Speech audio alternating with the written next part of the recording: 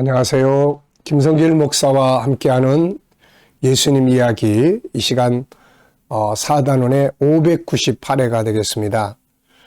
주제는 풍성한 주님의 은혜입니다. 마태복음 15장 32절로 38절까지 보겠습니다. 예수께서 제자들을 불러 이르시되 내가 무리를 불쌍히 여기노라. 그들이 나와 함께 있은지 이미 사흘이매 먹을 것이 없도다. 길에서 기진할까 하여 굶겨 보내지 못하겠노라. 제자들이 이르되 광야에 있어 우리가 어디서 이런 무리가 배부를 만큼 떡을 얻으리이까. 예수께서 이르시되 너희에게 떡이 몇 개나 있느냐.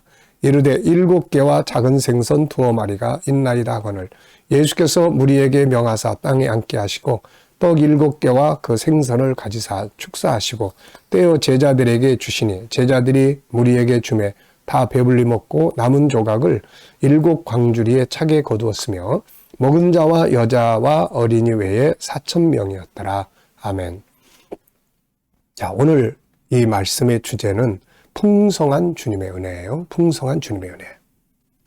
주님 안에 있기 전과 주님 안에 있을 때의 차이점이죠. 자, 본문이 시작될 때 보면은 아무것도 없는 빈곤한 상태였죠.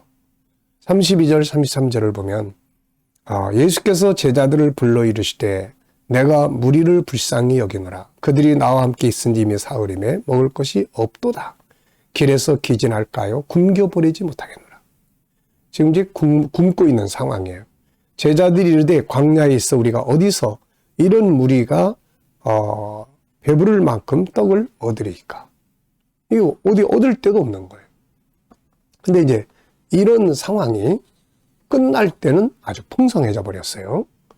36절 떡 7개와 그 생선을 가지사 축사하시고 떼어 제자들에게 주시니 제자들이 무리에게 주며 다 배불리 먹고 다 배불리 먹었어요.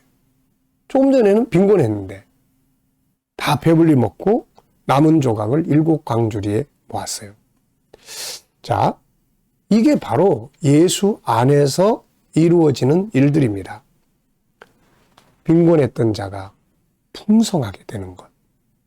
누구 때문에? 가운데 그분이 계시는 거죠. 예수 안에서 풍성함을 누리게 됩니다. 이런 사건은 많이 나타나죠. 요한복음 2장의 혼인잔치집에서 벌어진 일도 마찬가지예요. 자, 혼인잔치를 시작했는데 잔치 중간에 포도주가 떨어졌어요. 잔치하는데 음식이 떨어지면 얼마나 참 당혹스럽습니까? 잔치가 엉망이 되게 되는 거죠. 요한복음 2장 2절로 3절을 보면 이 상황을 이야기를 해요. 예수와 그 제자들도 홀리의 청함을 받았더니 포도주가 떨어진지라. 예수의 어머니가 예수에게 이르되 저들에게 포도주가 없다 하니. 떨어졌어요.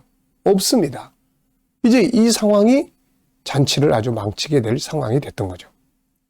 그런데 뒷부분에 가보면 이제 나중이 처음보다 더 풍성한 잔치가 되었어요.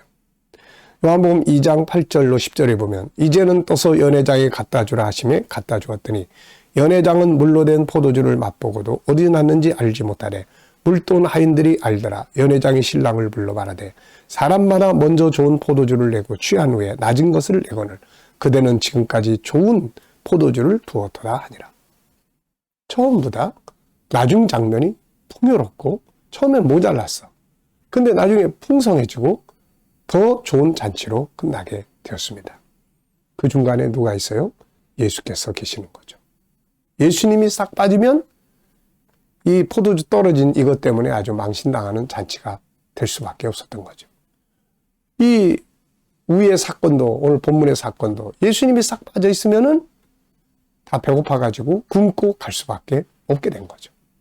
예수 안에서 풍성함, 풍요로움이 있게 되는 것입니다. 자, 누가복음 5장의 사건도 마찬가지예요. 베드로는 밤새도록 수고했지만 고기 한 마리 잡지 못해 아무것도 없는 상태였습니다. 5절에 보면 시몬이 대답하여 이르되 선생님, 우리들이 밤이 새도록 수고하였으되 잡은 것이 없습니다. 얼마나 참 속상해요. 밤새도록 가서 그물을 내렸는데 그날따라 고기 한 마리 잡지 못하고 그냥 빈 그물로 들어왔으니까 빈곤함이에요, 이제. 네, 빈곤함. 그런데 그 뒤에는 또 풍성해졌어요. 6절 보니까 그렇게 하니 고기를 잡은 것이 심히 많아 그물이 찢어지는지라. 이에 다른 배에 있는 동무들에게 손짓하여 와서 도와달라니 그들이 와서 2배의 채움에 잠기게 되었더라. 뭔 일이 벌어진 겁니까? 이 사건 역시 가운데 그분이 계시는 거예요. 예수 안에는 풍성함이 있습니다. 이런 일도 있습니다. 이거는 정신적 풍요로움이에요. 누가복음 18장에는 삭개오라는 사람이 등장을 합니다. 이 사람은 세금을 거두는 사람이에요. 당시 세금 거두는 사람은 로마의 앞잡이로 살았습니다. 로마가 지배하고 있었기 때문에 이 세금을 유대 백성들에게 막 이렇게 강제로 거두가고 막 횡포도 하고 이렇게 해서 자기가 일부 떼어먹고 로마에 바치고 이랬던 거예요. 그러다 보니까 이 유대인들에게는 아주 이 세리들, 세금쟁이들 그러면은 아주 그냥 이 매국노 그리고 욕을 아주 바가지로 먹고 살고 살았어요. 네, 물질적으로는 이제 풍요하죠. 세금 몽땅 거두다가 자기가 일부 가지고 가고 그러니까. 그래서 물질적으로는 부유했지만 내면의 세계는 가난했어요. 외롭고 아무도 주변에 없습니다. 이 내면의 세계는 너무 가난했어요. 물질은 많은데 사람들이 그를 인정 안 해. 다 왕따시켜. 네. 자, 이런 속에 삭개오라는 인물이 있었어요. 이 삭개오도 그런 상황에 있었던 거죠. 그런데 그가 정신적으로 놀랍게 풍성한 사람으로 바뀌게 됩니다. 누가복음 19장 1절부터 쭉 읽어보겠습니다. 예수께서 여리고로 들어가 지나가시더라. 삭개오라 이름하는 자가 있으니 세리장이요 또한 부자라. 그가 예수께서 어떤 사람인가 하여 보고자 하되 키가 작고 사람이 많아 알 수 없어 앞으로 달려가서 보기 위하여 돌 무화과 나무에 올라가니 이는 예수께서 그리로 지나가시게 되미르라.